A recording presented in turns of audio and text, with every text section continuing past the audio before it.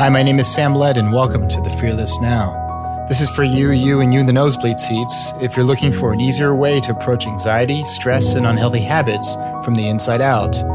There's no techniques and no strategies, so sit back, relax, and let me be your peace of mind Uber driver here on The Fearless Now. Welcome to The Fearless Now podcast. My name is Sam Led. I am a transformational coach. This is episode number 16. And I'm calling this episode Struggling with Our Noises.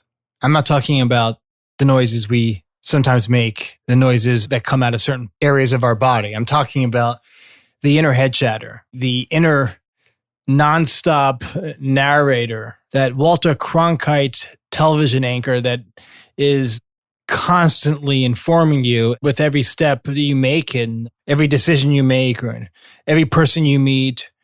Whether it's you're going on an interview or you're going on a first date, we all have this inner narrator, this inner critic that really never stops talking.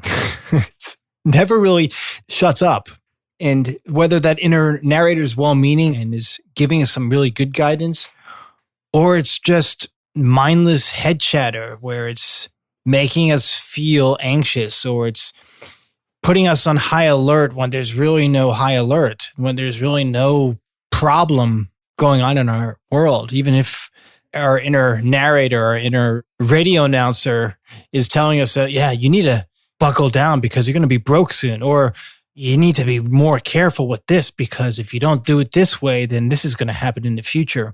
And then it becomes this Walter Cronkite character. Well, if you have a name for your own inner editor, I just call him stupid.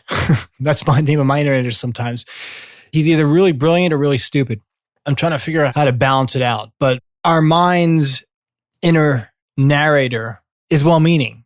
It's innocent. It's part of the very complicated supercomputer called your brain, trying to figure out stuff innocently, trying to keep you safe, play by play, minute to minute, in every moment of your life. But what ends up happening is this inner narrator, this Walter Cronkite, that's what I call the commentator going on. You can call him whatever you want. Pick your favorite sports personality.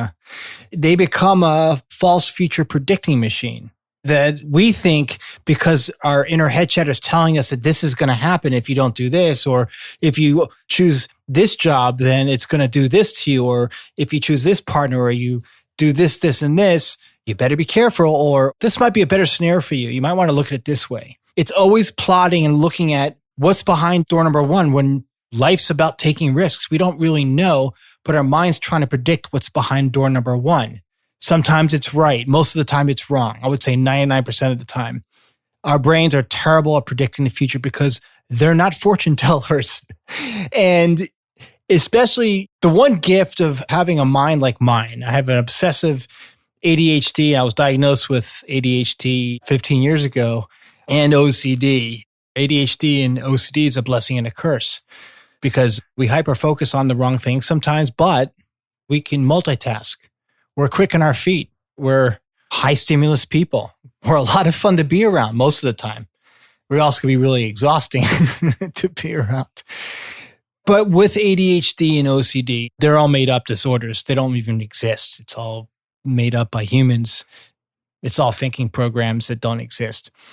But when those thinking programs keep replaying themselves over and over again, you got a pattern of behavior, a pattern of thought and thinking. You could say, I guess, that thought program floppy disk is ADHD, and that other floppy disk that's been inserted into my computer operating system is the OCD thought program. If we really want to break it down into part of it being three-piece parlance, and also what exactly is going on is that it's a program, a conditioned program that's being run by certain neurotransmitter systems that have been strengthened and weakened by the hyper-focusing on certain stimuli and kind of that multipath distortion that occurs when we're thinking about too many things at once and we're overstimulated innocently. So part of the gift of ADHD is that false future predicting machine. It doesn't happen a lot of the time because we're always on to a new topic. So when we get to that point, we don't really get to that point because then we get interested in something else that distracts us away from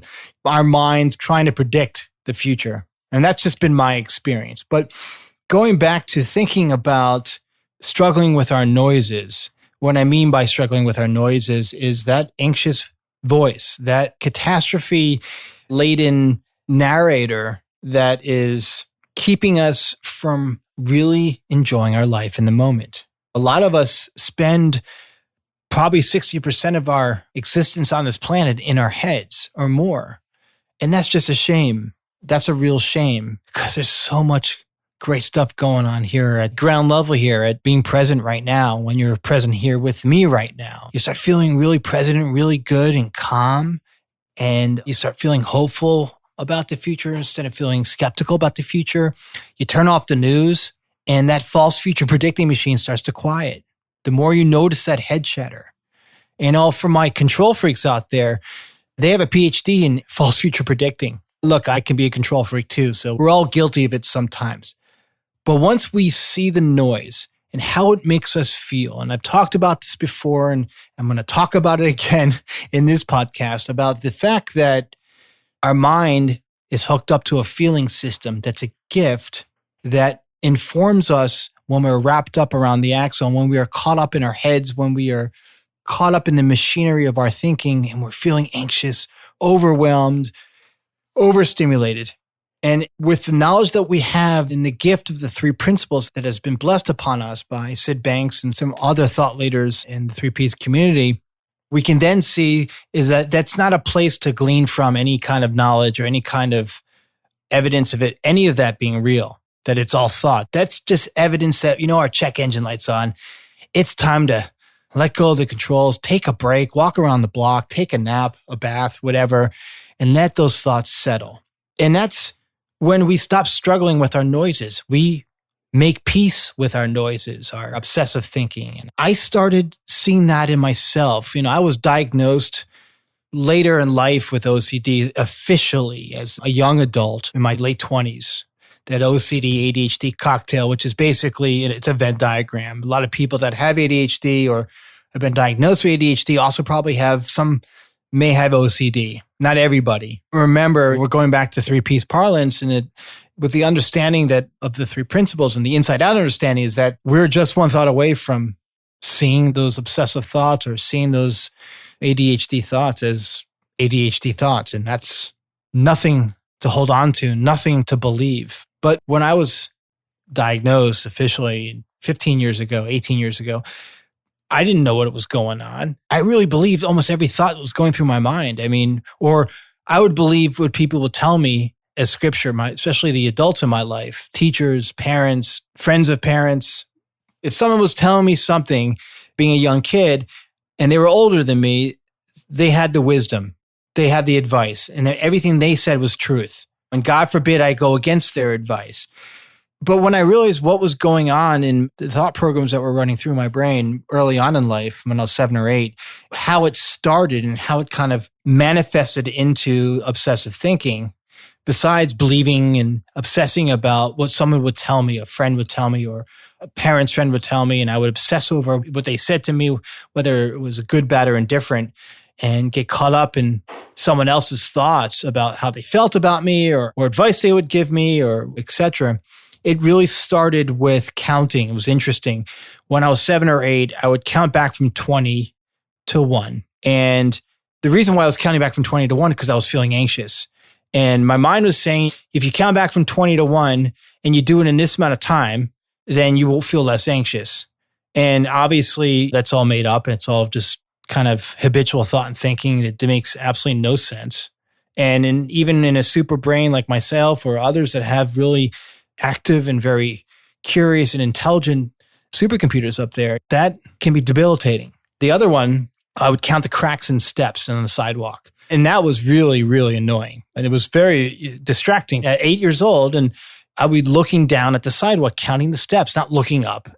And I remember one time my aunt saw me doing this and she's like, "What are you doing? You should look people straight in the eye." And I was just in my own world counting the cracks in the steps.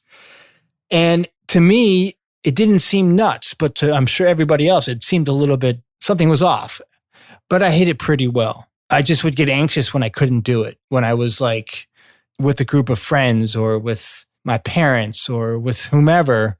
And if I did the counting, it would be uncomfortable to them, me being a kid, being out and about and looking down and counting the cracks in the sidewalk. I had to really keep it to myself for a long time. And just like any obsessive thought, it kind of went away. My thinking shifted into another obsessive thought program.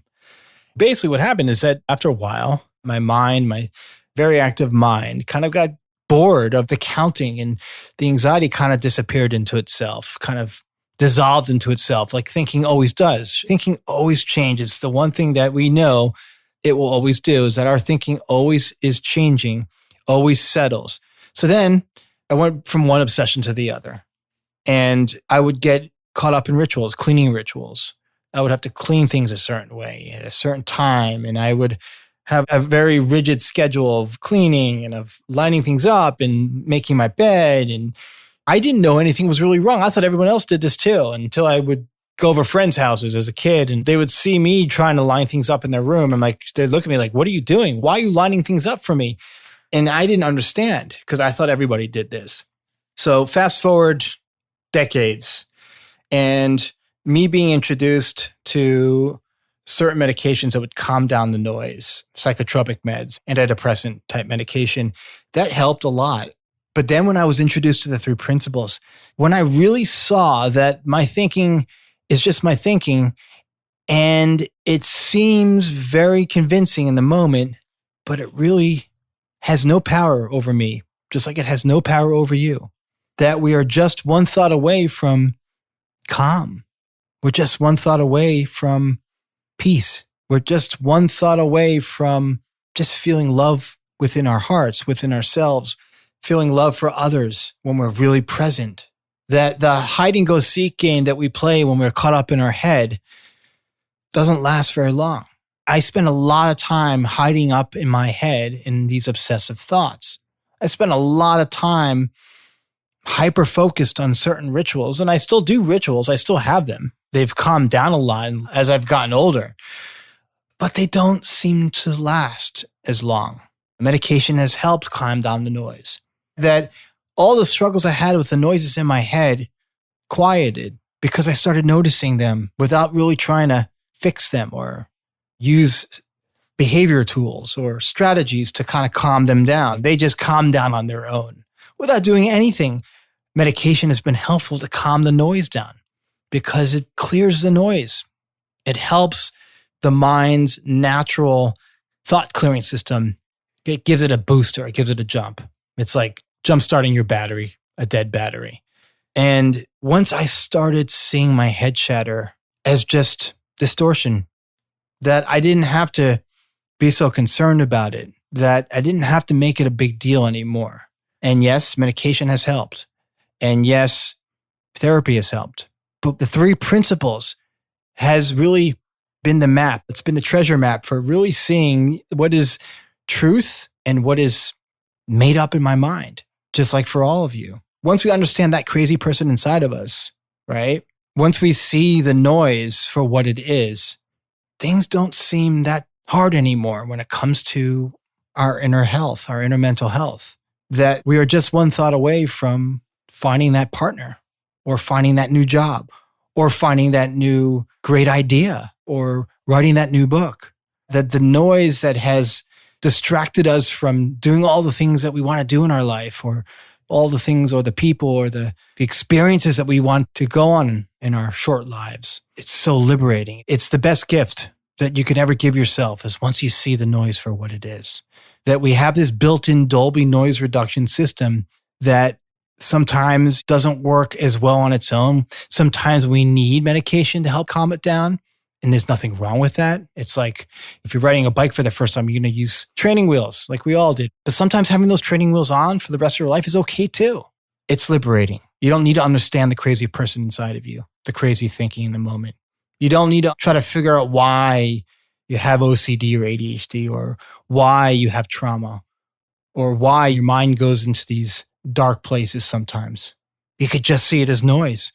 FM radio is really becoming extinct. Everyone's on the internet. Everyone's on Sirius XM, satellite radio. But if you're listening to a radio station and all of a sudden it gets distorted and you hear a lot of static, you don't stay on the radio station. You change the channel.